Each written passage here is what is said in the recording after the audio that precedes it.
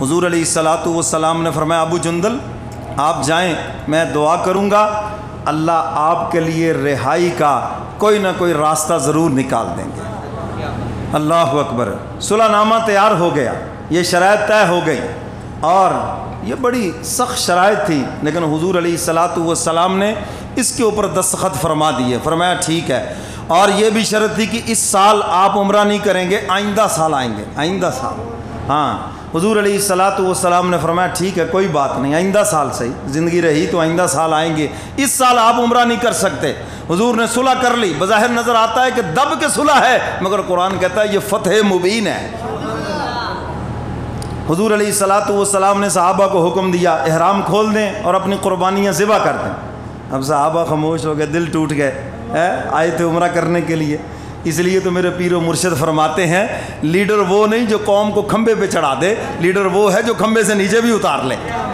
سمجھ آئیے کہ نہیں؟ صرف جوش چڑھا دینا اور قوم کو جناب اوپر چڑھا دینا یہ کمال نہیں، نیچے اتارنا بھی جانے تو یہ کمال ہے، اور یہ شان ہے میرے محبوب کی۔ ام سلمہ رضی اللہ تعالیٰ عنہ نے عرض کیا اللہ کے محبوب دل غم زدہ ہیں، آپ ناراض نہ ہوں، بس آپ اپنا احرام اتاریں، اپنی قربانی ذبح کریں، یہ دیکھا دیکھی فوراً شروع کر دیں گے، آپ کی اتباع میں لگ جائیں گے۔ حضور علیہ الصلاۃ والسلام نے ایسا ہی فرمایا، صحابہ نے اسی وقت احرام اتار دیے، قربانیاں ذبح کر دی۔ دل میں تھوڑی سی آخر وہ تکلیف تو ہے نا۔ حضرت ابو جندل واپس چلے گئے، اور آپ نے وہ جو قید خانہ تھا نا، قید خانہ، آپ نے اسی کو ہی تبلیغ کا مرکز بنا دیا۔ سمجھ آئیے بات کہ نہیں؟ جو نگران مقرر تھا اس کو پیار محبت سے تبلیغ کی، ایسا اثر ہوا کہ وہ مسلمان ہو گیا، کافروں نے پکڑ کے اس کو بھی ساتھ قید کر دیا۔ اب دونوں نے جناب یہ تبلیغ شروع کی، جو تیسرا نگران اس کو بھی اس نے مسلمان کیا۔ 300 کے قریب آدمی مسلمان کیے، اللہ اکبر، 300 کے قریب۔ اور مکہ میں جو مسلمانوں سے بول چال بند تھی، اب وہ بول چال شروع ہو گئی۔ کیوں؟ صلح ہو گئی، جی ٹھیک ہے ہم 10 سال تک لڑائی نہیں کریں گے، عمرہ آئندہ سال ہوگا، معاملات طے پا گئے، اب بول چال شروع ہو گئی۔ اور بول چال کا نتیجہ یہ نکلا کہ بہت سارے لوگ مسلمان ہو گئے، جو اسلام سے دور تھے وہ کیا ہو گئے۔ یہ ساری فتح مکہ کی تمہید ہے، یہی مکہ کی فتح کی تمہید بن رہی ہے کہ یہاں مسلمانوں کی تعداد زیادہ ہو گئی۔ جن کو تلواریں زیر نہ کر سکی ان کو حضور کے اخلاق نے زیر کر دیا، اس صلح نے ان کے دل میں جگہ پیدا کر دی۔ پہلی تو یہ خوشخبری۔ اب وہاں سے جب واپس چلے تو راستے میں سورہ فتح نازل ہوئی، اور جس میں فرمایا فتح مبینہ، محبوب یہ جو صلح ہے یہ فتح مبین ہے آپ کے لیے۔ اور اس صلح کے اندر مکہ کے رؤساء نے آپ کی حیثیت کو تسلیم کر لیا، اس سے قبل تو وہ آپ کی حیثیت نہیں مانتے تھے، آج انہوں نے آپ کو بھی اپنے برابر کی طاقت تسلیم کر لیا ہے۔ تو میرے محترم سامعین، حضور علیہ الصلاۃ والسلام مدینہ منورہ پہنچے، ایک اور صحابی جن کا نام ہے ابو نصیر، وہ بھاگ کر مکہ والوں سے مدینہ آ گئے۔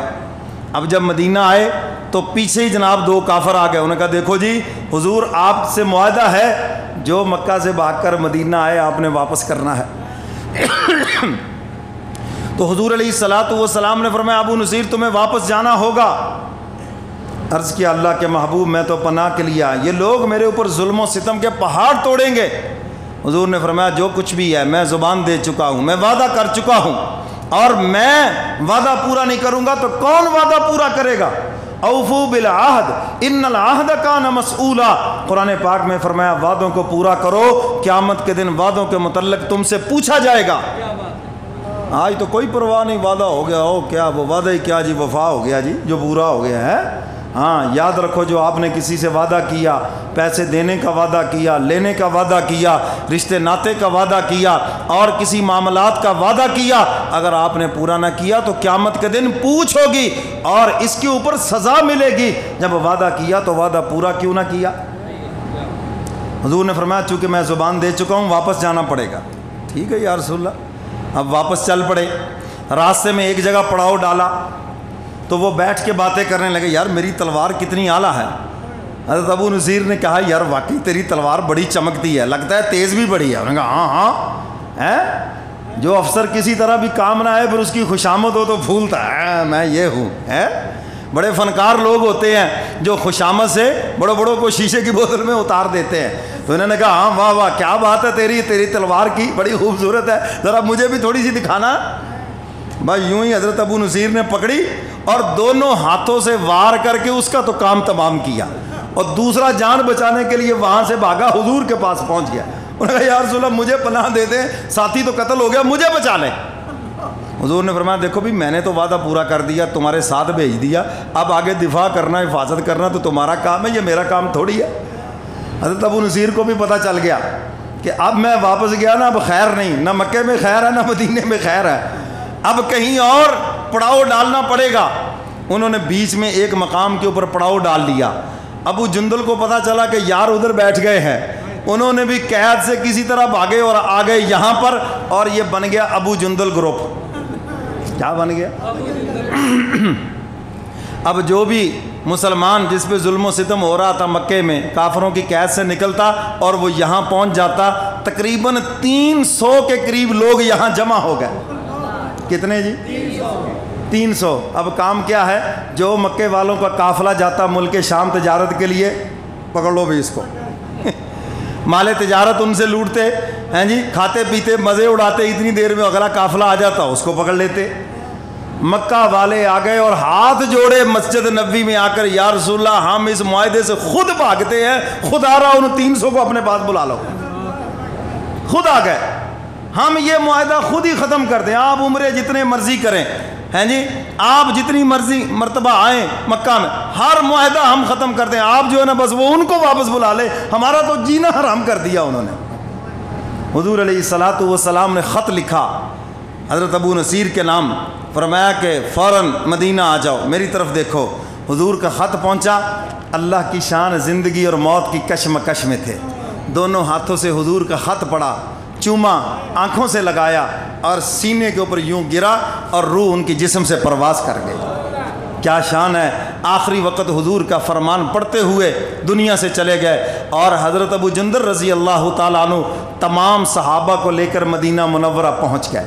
تو میرے محترم سامعین, صلح حدیبیہ بظاہر لگتا ہے دب کر صلح ہے, مگر اللہ فرماتے یہ فتح مبین ہے. فرمایا اس کے بعد پھر چند دنوں کے بعد ہی اللہ نے مکہ کی فتح عطا فرما دی, پھر اس کے بعد کسی جنگ میں شکست نہیں ہوئی, پھر فتوحات ہی فتوحات, دروازے کھلتے گئے. میرے محترم سامعین, خاندانی لڑائیاں, گھریلو جھگڑے, ہاں معاملات, لڑائیوں میں اگر کہیں دب کر بھی صلح ہو, صلح ایک ایسا عمل ہے جو آدمی اس میں پہل کرتا ہے اللہ ساری خیر اس کو عطا فرماتے ہیں, ساری برکتیں اس کو عطا فرماتے ہیں. بظاہر نظر آتا ہے کہ یار یہ صلح دب کے ہو رہی ہے, چونکہ وہ اللہ کا حکم سمجھ کر کرتا ہے. اللہ فرماتے ہیں وہ بھلائیاں عطا کروں گا, وہ چیزیں عطا کروں گا جو تیری سوچ میں بھی نہیں ہے, تو سوچ بھی نہیں سکتا.